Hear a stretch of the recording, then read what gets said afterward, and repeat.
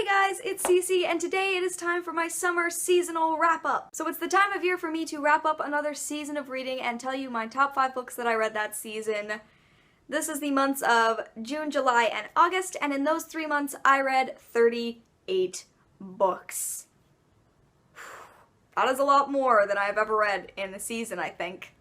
It's a lot of reading, but I'm excited. I'm going to go over really quickly and tell you what I thought of all of the books that I read in each month, and then at the end I'm going to give you a top 5 of the season in general. If you want more in-depth reviews of these books, then I will leave the links to the wrap-ups for each individual month below, so you can go check those out.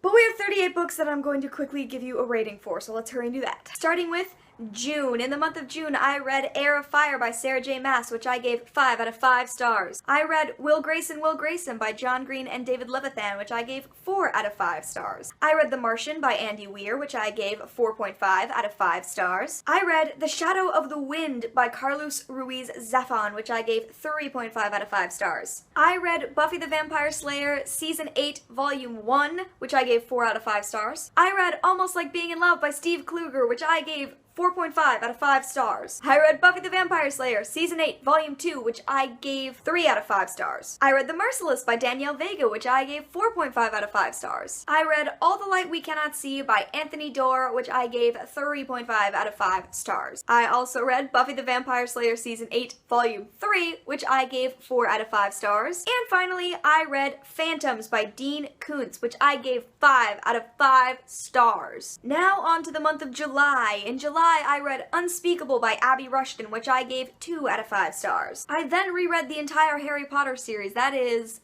all 7 books, all of them, and of course I gave all 7 of those 5 out of 5 stars.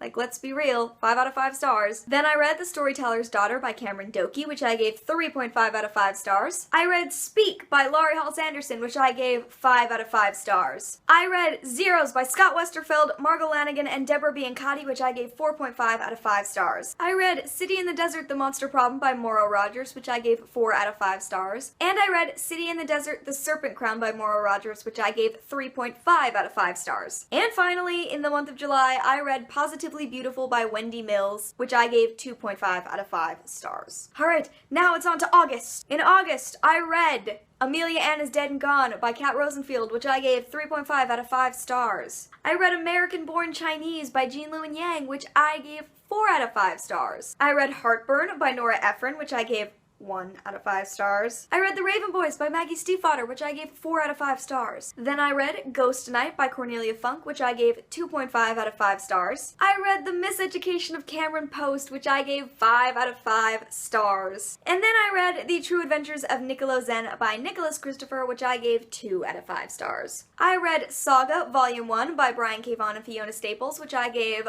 4.5 out of 5 stars. I read Scott Pilgrim and the Infinite Sadness, which I gave 4 out of 5 stars. I read The Assassin's Blade by Sarah J. Maas, which I gave 4 out of 5 stars. I read This One Summer by Jillian Tamaki and Mariko Tamaki, which I gave 5 out of 5 stars. I then read Bellman in Black by Diane Setterfield, which I gave 3 out of 5 stars. And finally, I read Memory Palace by Hari Kunzru, which I gave 4 out of 5 stars. There you go. Those are the 38 books that I read. I covered a lot, but now we have to do a top 5. My top 5 books that I read in the summer of 2015, so let's just do this. Coming in at number 5. Number 5, we have Almost Like Being in Love by Steve Kluger. Amazing, cute, adorable, perfect, loved it. Coming in at number 4. For number 4, gotta go with This One Summer by Jillian Tamaki and Mariko Tamaki. This is my favorite graphic novel I've ever read. It is the first graphic novel I have ever given 5 out of 5 stars to.